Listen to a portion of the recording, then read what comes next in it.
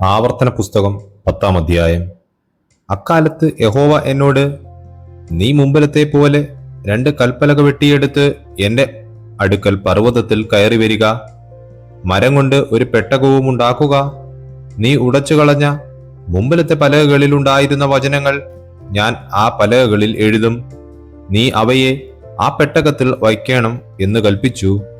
അങ്ങനെ ഞാൻ കതിരമരം കൊണ്ട് ഒരു പെട്ടകമുണ്ടാക്കി. മുമ്പിലത്തേവ പോലെ 2 കൽപ്പലക വെട്ടിയെടുത്ത് കയ്യിൽ ആ പലകയുമായി പർവ്വതത്തിൽ കയറി. മഹായോഗമുണ്ടായിരുന്ന നാളിൽ യഹോവ പർവ്വതത്തിൽ തീയുടെ നടുവിൽ നിന്ന് നിങ്ങളോട് അരുളി ചെയ്ത 10 കൽപ്പനയും യഹോവ മുമ്പിലത്തെ എഴുത്തുപോലെ പലകകളിൽ എഴുതി അവയെ എന്റെ പക്കൽ തന്നു. അനന്തരം ഞാൻ തിരിഞ്ഞ് പർവ്വതത്തിൽ നിന്ന് ഇറങ്ങി ഞാൻ ഉണ്ടാക്കിയിരുന്ന പെട്ടകത്തിൽ പലക വച്ചു.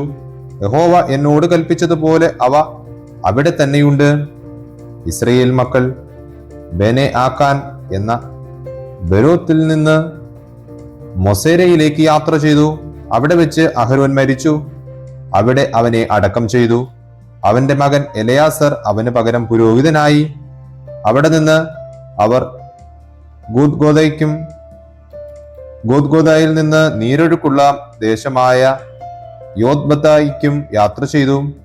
അക്കാലത്ത് യഹോവ ലേവി ഗോത്രത്തെ യഹോവയുടെ നിയമപ്പെട്ടകം ചുമപ്പാനും ഇന്നുവരെ നടന്നു വരുന്നത് പോലെ യഹോവയുടെ സന്നിധിയിൽ നിന്ന് ശുശ്രൂഷ ചെയ്യുവാനും അവന്റെ നാമത്തിൽ അനുഗ്രഹിപ്പാനും വേർതിരിച്ചു. അതുകൊണ്ട് ലേവിക്ക് അവന്റെ സഹോദരന്മാരോടുകൂടെ ഓഹരിയും അവകാശവുമില്ല. നിന്റെ ദൈവമായ യഹോവ അവന് വാഗ്ദത്തം ചെയ്തതുപോലെ യഹോവ തന്നെ അവന്റെ അവകാശം. ഞാൻ മുമ്പിലത്തെ പോലെ 40 രാവും 40 പകലും പർവ്വതത്തിൽ താമസിച്ചു. അപ്രാവശ്യവും യഹോവ എന്റെ അപേക്ഷ കേട്ടു. നിന്നെ നശിപ്പാതിരിപ്പാൻ യഹോവയ്ക്ക് സമ്മതമായി. പിന്നെ യഹോവ എന്നോട്, നീ എഴുന്നേറ്റ് യാത്ര പുറപ്പെട്ട് ജനത്തിന് മുന്നടക്ക. അവർക്ക് കൊടുക്കുമെന്ന് ഞാൻ അവരുടെ പിതാക്കന്മാരോട് സത്യം ചെയ്ത ദേശം അവർ ചെന്ന് കൈവശമാക്കട്ടെ എന്ന് കൽപ്പിച്ചു. ആകയാൽ ഇസ്രയേലേ, നിന്റെ ദൈവമായ യഹോവയെ ഭയപ്പെടുകയും അവന്റെ എല്ലാ വഴികളിലും നടക്കുകയും അവനെ സ്നേഹിക്കുകയും നിന്റെ ദൈവമായ യഹോവയെ പൂർണ്ണ ഹൃദയത്തോടും പൂർണ്ണ മനസ്സോടും കൂടെ സേവിക്കുകയും ഞാൻ ഇന്ന് നിന്നോട് ആജ്ഞാപിക്കുന്ന യഹോവയുടെ കൽപ്പനകളും ചട്ടങ്ങളും നിന്റെ നന്മയ്ക്കായി പ്രമാണിക്കുകയും വേണം. എന്നല്ലാതെ നിന്റെ ദൈവമായ യഹോവ നിന്നോട് ചോദിക്കുന്നത് എന്ത്? ഇതാ സ്വർഗവും സ്വർഗാതിസ്വർഗവും ഭൂമിയും അതിലുള്ളതൊക്കെയും നിന്റെ ദൈവമായ യഹോവയ്ക്കുള്ളവ ആകുന്നു. നിന്റെ പിതാക്കന്മാരോട് മാത്രം യഹോവയ്ക്ക് പ്രീതി തോന്നി അവരെ സ്നേഹിച്ചു.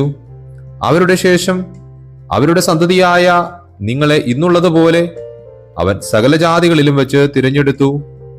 ആകയാൽ നിങ്ങൾ നിങ്ങളുടെ ഹൃദയത്തിന്റെ അഗ്രചർമ്മം പരിച്ഛേദന ചെയ്യുവീൻ. ഇനിമേൽ ദുഷാട്യമുള്ളവരാകരുത്. നിങ്ങളുടെ ദൈവമായ യഹോവ ദൈവാദി ദൈവവും കർത്താദി കർത്താവുമായി വല്ലഭനും ഭയങ്കരനുമായ മഹാദൈവമല്ലോ. അവൻ മുഖം നോക്കുന്നില്ല, പ്രതിഫലം വാങ്ങുന്നതുമില്ല.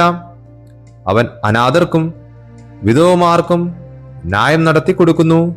പരദേശിയെ സ്നേഹിച്ച് അവന് അന്നവും വസ്ത്രവും നൽകുന്നു. ആകയാൽ നിങ്ങൾ പരദേശിയെ സ്നേഹിപ്പീൻ. നിങ്ങളും മിസ്രയീം ദേശത്ത് പരദേശികളായിരുന്നുവല്ലോ.